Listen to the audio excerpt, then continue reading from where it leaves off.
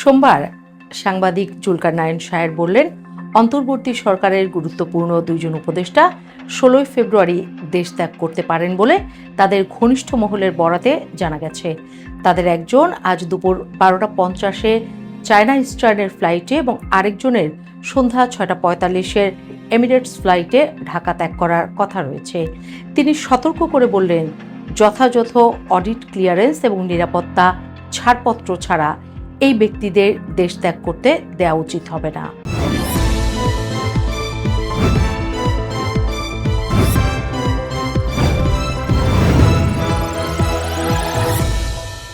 নির্বাচনে বিএনপির ল্যান্ডস্লাইড জয়ের পর কথা ওঠে এবার দেশ থেকে সরে পড়ার চেষ্টায় আছেন বেশ কয়েকজন উপদেষ্টা। প্রধান উপদেষ্টার ডাক, টেলিযোগাযোগ ও তথ্য প্রযুক্তি মন্ত্রণালয়ের দায়িত্বপ্রাপ্ত বিশেষ সহকারী ফয়েজ আহমেদ তৈয়ব দেশ ছেড়েছেন। এমন খবরে তৈরি হয় আরও হইচই।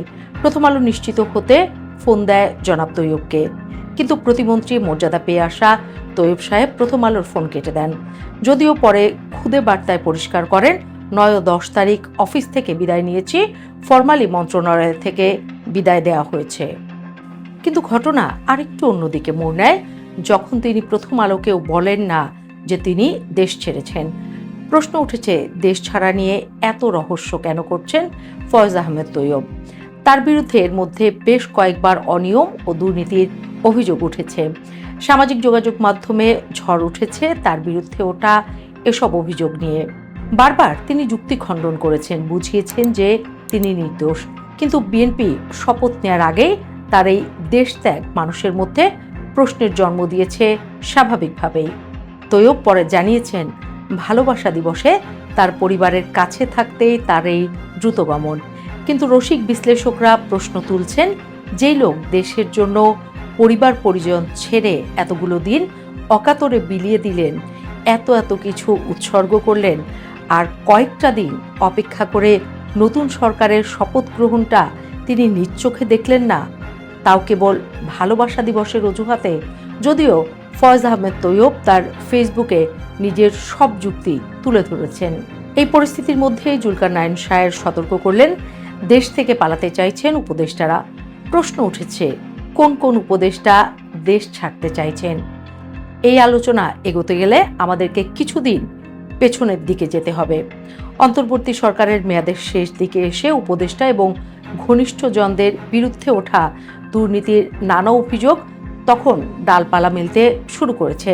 বিশেষ করে নির্বাচনের আগে যখন স্পষ্ট হয়ে আসছিল যে ক্ষমতার পালাবদল আসন্ন, তখন থেকে সেফ এক্সিট বা নিরাপদে সরে পড়ার এক ধরনের তোড়জোড় লক্ষ্য করা যাচ্ছিল বলে অনেকেই মনে করছেন। উপদেষ্টাদের বিরুদ্ধে দুর্নীতির এই অভিযোগ কিন্তু হুট করে ওঠেনি।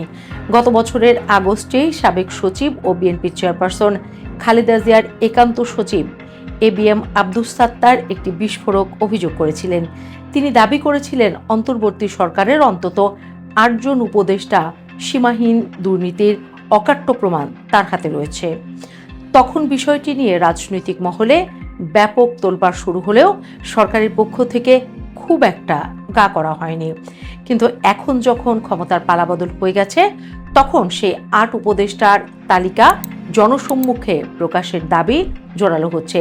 বিশ্লেষকরা মনে করছেন, আব্দুস সাত্তারের সেই অভিযোগের তালিকায় যাদের নাম আছে, তাদের মধ্যেই হয়তো এখন দেশ ছাড়ার তোড়জোড় সবচেয়ে বেশি। অভিযোগের এই তীর কেবল সিনিয়র উপদেষ্টাদের দিকেই নয়, সরকারের ভেতরে থাকা প্রভাবশালী তরুণ মুখগুলোর দিকেও সমানভাবে ধাবিত হয়েছে। গত ডিসেম্বরে যুব অধিকার পরিষদের সভাপতি মঞ্জুর মোর্শেদ মামুন এক চাঞ্চল্যকর অভিযোগ তোলে। তিনি দাবি করেন, উপদেষ্টা মাহফুজ আলমের PS ও APS দীর্ঘদিন ধরে ক্ষমতার অপব্যবহার করে অনিয়ম ও দুর্নীতির মাধ্যমে বিপুল সম্পদের মালিক হয়েছেন। একজন প্রভাবশালী উপদেষ্টার অতি ঘনিষ্ঠ এই কর্মকর্তাদের বিরুদ্ধে ওঠা এমন অভিযোগ সরকারকে বেশ অস্বস্তিতে ফেলেছিল। যদিও সেগুলো ছিল অভিযোগ পর্যায়ে, কিন্তু এখন সেগুলোর যাচাই চান দেশের মানুষ। ইউনূস সরকারের আমলনামা ঘাটলে দেখা যায়, গত 1.5 বছরে বিভিন্ন মন্ত্রণালয়, বিশেষ করে স্থানীয় সরকার, ক্রীড়া এবং তথ্য প্রযুক্তি খাতে বেশ কিছু অনিয়ম ও অব্যবস্থাপনার অভিযোগ চাউর হয়েছে। বিবিসি বাংলার মতে সংবাদ মাধ্যমগুলো বিভিন্ন সময়ে উপদেষ্টার বিরুদ্ধে ওঠা নানা অভিযোগ নিয়ে প্রতিবেদন প্রকাশ করেছে। অভিযোগ রয়েছে সংস্কারের নামে অনেক ক্ষেত্রেই দীর্ঘসূত্রিতা তৈরি করে টেন্ডার প্রক্রিয়া ও নিয়োগে অস্বচ্ছতা বজায় রাখা হয়েছে। উপদেষ্টাদের কেউ কেউ নিজেদের স্বচ্ছ দাবি করলেও তাদের সংশ্লিষ্ট কার্যাবলীর হিসাব জনসম্মুখে প্রকাশে গড়িমসি করছেন বলে অভিযোগ রয়েছে। দেশ থেকে তড়িঘড়ি করে চলে যাওয়ার পেছনের মূল কারণ হিসেবে অডিট আতঙ্ক ও আইনি জটিলতার শঙ্কাকে সামনে আনছেন বিশ্লেষকরা। ফয়েজ আহমেদ তৈয়বের কথাই ধরা যাক, তিনি যুক্তি দেখাচ্ছেন ভালোবাসা দিবসের, কিন্তু বাস্তবতা হলো নতুন সরকারের দায়িত্ব নেওয়ার পর প্রতিটি মন্ত্রণালয়ের চুলচেরা অডিট বা নিরীক্ষা হওয়ার কথা। সেখানে যদি বড় কোনো আর্থিক গরমিল ধরা পড়ে তবে স্বাভাবিকভাবে সংশ্লিষ্টদের জবাবদিহিতার মুখোমুখি হতে হবে। ফয়েজ তৈয়বের বিরুদ্ধে আইসিটি খাতে কেনাকাটা ও প্রকল্প বাস্তবায়নে অস্বচ্ছতার অভিযোগ বেশ পুরনো। বিশ্লেষকরা ধারণা করছেন বিএনপি সরকার গঠনের পর তার বিরুদ্ধে তদন্ত শুরু হলে হয়তো আইনি জটিলতায় পড়তে পারেন, এমন আশঙ্কা থেকেই শপথ গ্রহণের আগেই এই প্রস্থান। গুরুতর অভিযোগ উঠেছে সাবেক উপদেষ্টা আসিফ মাহমুদ এবং তার ঘনিষ্ঠজনদের বিরুদ্ধেও। তার দপ্তরের সাবেক এপিএস মোয়াজ্জেম হোসেনের বিরুদ্ধে শত কোটি টাকা অনিয়মের অভিযোগ ওঠে গত বছরের মাঝামাঝি সময়ে। মোয়াজ্জেমের বিরুদ্ধে টেন্ডার নিয়ন্ত্রণ, বদলি বাণিজ্য এবং প্রভাব খাটিয়ে বিপুল সম্পদ অর্জনের প্রাথমিক প্রমাণ পাওয়ার কথা জানিয়েছিল দুদক। পরিস্থিতি এমন পর্যায়ে পৌঁছায় যে দুদক মোয়াজ্জেমের দেশত্যাগে নিষেধাজ্ঞা জারি করে। আসিফ মাহমুদের পরিবারের ঘনিষ্ঠদের বিভিন্ন প্রকল্পে যুক্ত থাকা নিয়ে স্বার্থের সংঘাত বা কনফ্লিক্ট অফ ইন্টারেস্টের প্রশ্ন উঠেছিল জোরালোভাবে। ক্রিকেট বোর্ড নিয়েও কম ঘোলা হয়নি জল। অভিযোগ আছে গঠনতন্ত্র সংস্কারের দোহাই দিয়ে দীর্ঘ সময় ক্ষেপণ করা হয়েছে এবং আসিফ মাহমুদ তার পছন্দের লোকজন নিয়োগ দিয়ে বোর্ডের নিয়ন্ত্রণ বজায় রাখার চেষ্টা করেছিলেন। স্বজনপ্রীতি ও দলীয়করণের যে অভিযোগ বিগত সরকারের বিরুদ্ধে ছিল, ঠিক একই ধরনের অভিযোগের তীর ছুটছে এই অন্তর্বর্তী সরকারের কতিপয় উপদেষ্টার দিকেও। এখন যখন ক্ষমতার হাত বদল হয়েছে তখন এই উপদেষ্টারা হয়তো আঁচ করতে পারছেন তাদের গত ১.৫ বছরের প্রতিটি কাজের চুলচেরা বিশ্লেষণ হবে। অনেকে সামাজিক যোগাযোগ মাধ্যমে মন্তব্য করেছেন, দেশের স্বার্থের পরিপন্থী কাজ করলে তার দায় এড়ানো কঠিন। শেখ হাসিনা দেশ ছাড়ার সময় অন্তত প্রোটোকল পেয়েছিলেন, হেলিকপ্টার পেয়েছিলেন, কিন্তু বর্তমান উপদেষ্টাদের কেউ যদি বেইমানি করেন তারা সেই সুযোগটাও পাবেন না, এমন কথাও আলোচনায় আসছে। তাদের হয়তো সাধারণ যাত্রীর বেশে অনেকটা গোপনেই দেশ ত্যাগ করতে হচ্ছে। পর্যবেক্ষকরা বলছেন, যারা ভেবেছিলেন তারা আইনের বা জবাবদিহিতার ঊর্ধ্বে, তাদের ধারণা ভুল প্রমাণিত হচ্ছে।